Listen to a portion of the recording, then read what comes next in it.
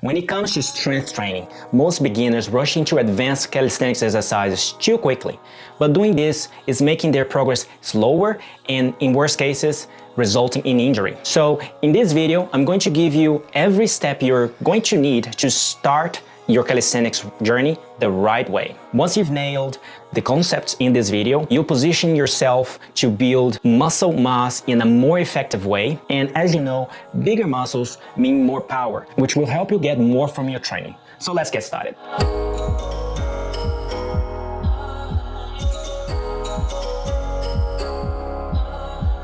Okay, so the first point I want to address is mobility. Mobility should be a staple in everyone's program. Mobility training helps prevent muscle from becoming tight. You'll be less likely to develop chronic injuries or hit plateaus. If a certain part of your body has less mobility, you find yourself overcompensating when using other muscles and joints. And that's how you get injured. When muscles and joints are more flexible, we get an increased range of motion. These allow us to perform exercises with better technique and get more out of that exercise. So do yourself a favor and please add mobility work to your program. Going to the second point now, it is to develop structural balance. One of the most common reasons for injury and pain is a structural imbalance. Differences in tissue length or strength between opposing sides of your body can lead to complications as we start using bilateral movements. It's important that in early stages of your training, you set about correcting these imbalances by employing exercises such as the split squats or one-handed bicep curls to help provide balance in both mobility and strength. And another point is to learn the technique, the proper technique. When it comes to learning a new movement, I really believe that the greater the understanding of the movement, the quicker it is to learn. I mean, if you can get your head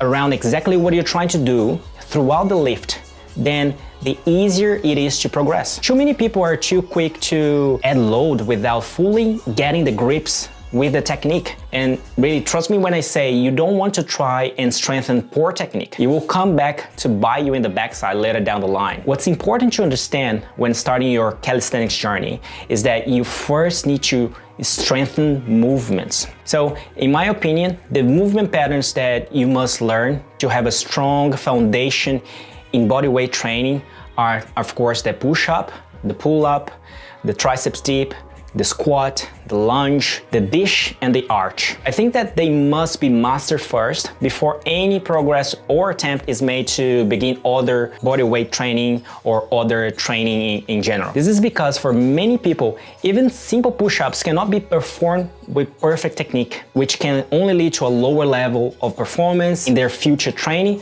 because, as the saying goes, you cannot run until you can walk. I really encourage you to look back at the so-called easy or beginner exercises and really see whether you are ready to move on from them or whether you need more practice. For me, a strong foundation is this: 30 push-ups, 5 pull-ups, 50 bodyweight squats, 1 minute hollow body hold, and 1 minute Superman hold. All these, of course, with great technique.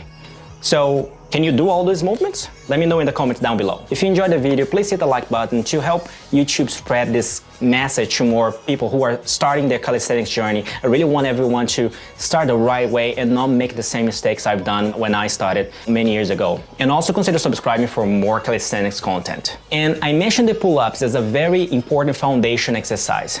You can see on screen right now my video on the pull-ups and the strategy to do more of them, with the type of training called Grease the Groove. So meet me in the next video and let's go through it. Catch you guys on the next one.